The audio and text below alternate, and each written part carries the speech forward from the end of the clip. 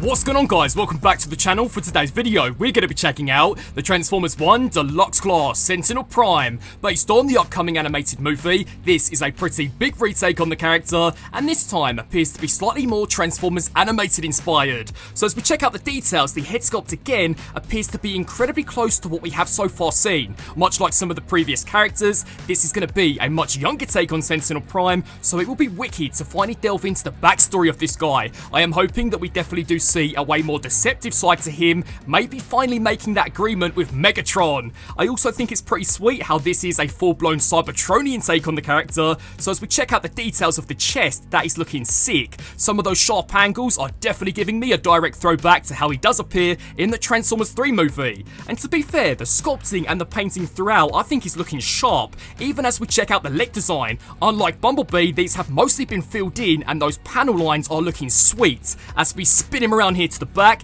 he is mostly incredibly tidy. I think it's really cool from a design perspective how they have repurposed the jet wings and have transformed those into a full-blown cape, which again I am definitely taking as being a direct throwback to how he did appear in Transformers 3. To be honest, this is by far the strongest mainline figure that I've so far checked out, but the only downside to him would be that he is only a deluxe class. It is said that Sentinel Prime will tower over most of the other characters in the movie, so that is definitely the one area where I do believe the upcoming Studio Series version will most definitely have the upper hand. Blasting through Sentinel Prime's weaponry, to begin with, he does include a pair of over-the-shoulder cannons, which in addition to that can also become a part of the cape design, which to be fair guys, again I do think is looking kinda sick. The next two accessories are a pair of missile pods, which do have a slightly larger role to play once it does come around to jet mode, although he could totally take on these bad boys when in robot mode and use them to savagely disintegrate Ironhide into a pile of rust. Then the final accessory would be the return of Sentinel Prime's iconic shield. Now I am taking this as a direct throwback to how it did appear in Transformers 3, because from a design perspective, at least to myself, it definitely does look incredibly similar. Flying through Sentinel Prime's posability, to begin with, let's spin this bad boy around here to the side, because the wings are surprisingly packing a punch. So in addition to moving both forwards and backwards, they can also begin to hinge upwards, which not only creates for a slightly more dynamic look, but also allows you to get these out of the way during posing. The head surprisingly is packing a ball joint, and this can look up, it can look down, it can also rotate side to side. The shoulders have no issues in kicking forwards, in kicking backwards, they can kick out to the side to a pretty decent range. There is then a really neat elbow bend and also a pretty decent bicep cut. Unfortunately, due to the way this guy does transform, there is no wrist articulation at all, but to be honest guys, I do think it would be kind of impossible, especially as this does form the cockpit of the jet mode. But with that being said, the waist has no issues in turning both left to right. He can also kick outwards roughly to that far, kick forwards and kick backwards. So when it does come down to Sentinel Prime pulling a surprise move on the battlefield, this guy should have no issues in totally rocking those splits. The thigh can also turn all the way around, the knee can bend, I'd say pretty much there to 90, and then finally, unlike B127, he is packing intentional ankle rocker joints, which really does allow you to get this guy into some pretty dynamic poses. But as I'm sure you guys all know by now, to see the true power of this Prime, now let's put him through the pose test.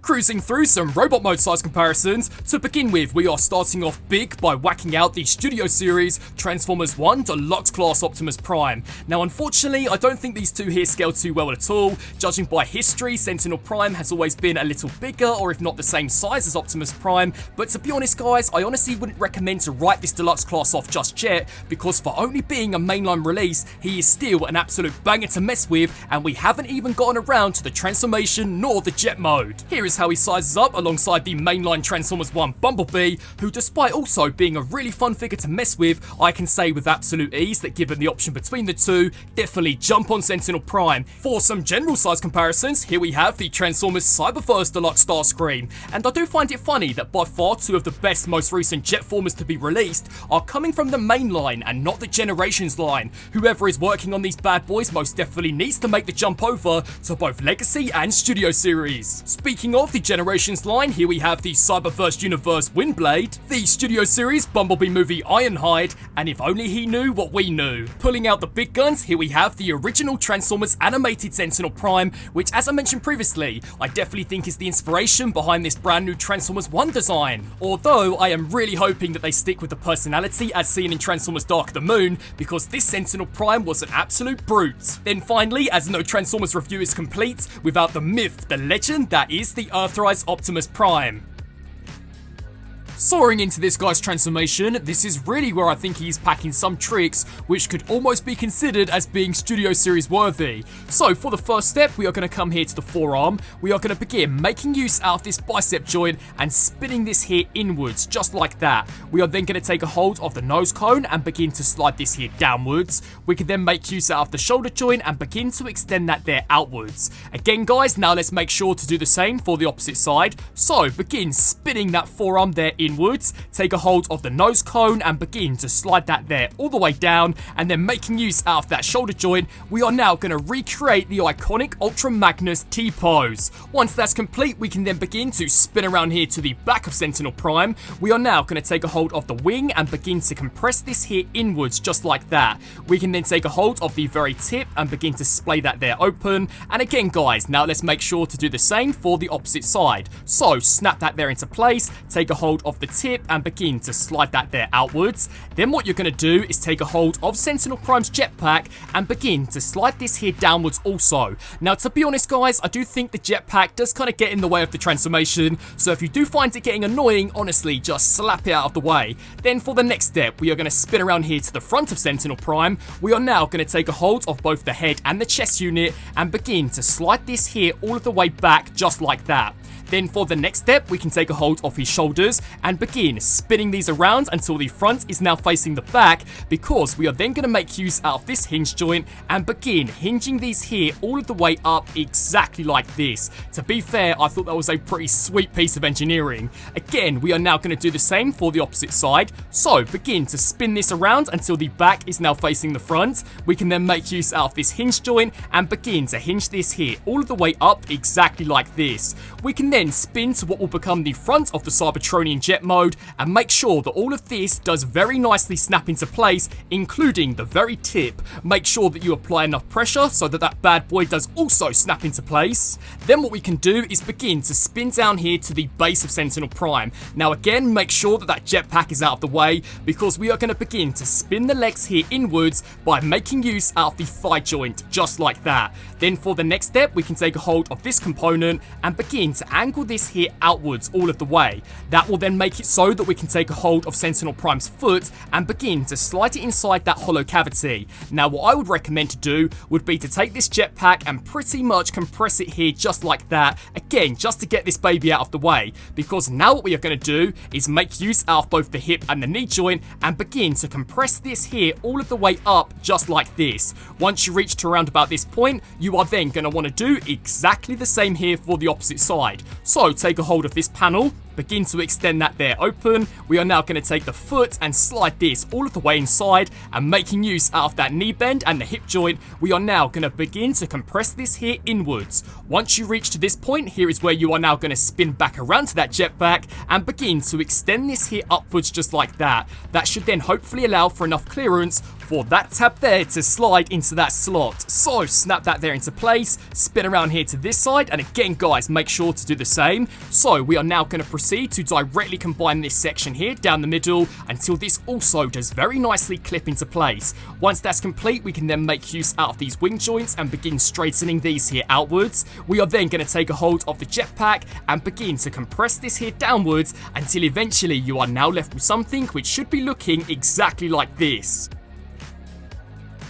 Flying through the battlefield of Cybertron, here we have Sentinel Prime now fully transformed into his Cybertronian jet mode, and that was one sick transformation. I thought it was seriously awesome how the forearms do transform into a full-blown cockpit, and to be honest with you guys, this jet mode is looking sharp. There is barely any undercarriage kibble. He is one clean Cybertronian jet, and when it does come down to detail, I honestly think he's looking super impressive. Now it is kind of difficult to see how accurate this guy is, as unfortunately we haven't really gotten a great glimpse of him in in the most recent teaser trailer. Although, if I was to judge by the CG render slapped on the box, I do think that maybe this will be inaccurate, as that does depict him as being more of a Cybertronian Tetrajet. But still, this is a really cool looking jet form, and I love how he is souped up to the max with a total of 6 independent weapons. That is looking awesome. Most of these are blast effect compatible, so when it does come down to Sentinel tearing up the battlefield, he should have no issues in doing so. It would have been wicked had he also been packing a pair when it comes down here to the back,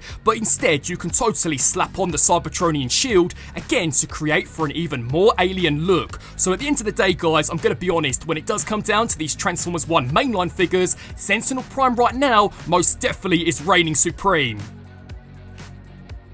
Bursting our way into some vehicle mode size comparisons, first up we are whacking out the Transformers 1 Studio Series Optimus Prime. Now much like when in robot mode, unfortunately when it does come down to scale, I don't think these two pair too well with each other, but much like we did see when it came round to that Transformers Rise of the Beast mainline, I honestly wouldn't mind seeing this figure taken and adapted for the Studio Series lineup, especially when it comes down to engineering. I mean, just check out how sleek that jet mode is from a side perspective in comparison to the pretty chunky truck mode of this Cybertronian Optimus Prime. Next up we have the Transformers 1 Deluxe Class Bumblebee, and as I'm sure you guys would guess, again, these two don't really scale with each other. They're just supposed to be enjoyable, more affordable options to get these characters into the collection, and at the time of this video, we are off to a fantastic start. I mean, despite Bumblebee definitely being a little gappy, Sentinel Prime is a near 10 out of 10 banger, so I definitely cannot wait to now check out both Alpha Trion and even Orion Pax. Here is how he stacks up against the myth, the legend,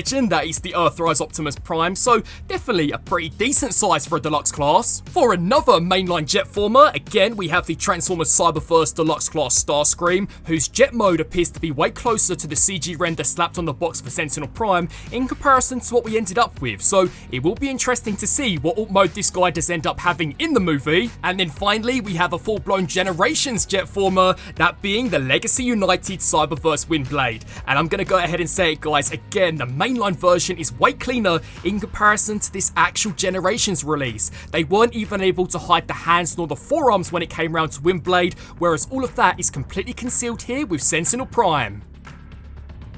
So, wrapping up on this review for the Transformers 1 Deluxe Class Sentinel Prime. Overall, I think this is another great entry into this brand new movie line. Sentinel Prime, to be honest, is by far one of the better mainline figures that I think we've seen released in a very long time. The robot mode, from what I can tell, appears to be near spot on to what we can expect from the upcoming movie, and the articulation isn't too bad either. With the exception of him lacking any wrist rotation, he is packing all of the standard joints that you would expect from a full-blown Generations release. He is also stacked when it comes down to accessories, and that transformation I think is bonkers for a deluxe class, resulting in what has to be easily one of the cleanest looking jet formers that I think we've seen in a very long time. Although it may not be 100% accurate to the movie, the jet mode is looking sharp and it is a fantastic alternate mode. The only downside to this guy would again be that he is a deluxe class, so when it does come down to scale, I don't believe that he is going to pair up all that well with some of the other Transformers 1 figures, which is the only area where I do think the upcoming Studio Series Voyager class may have the upper edge. But if you are like myself and you just want a fun jet former to mess around with, then this Sentinel Prime I think is absolutely worth checking out.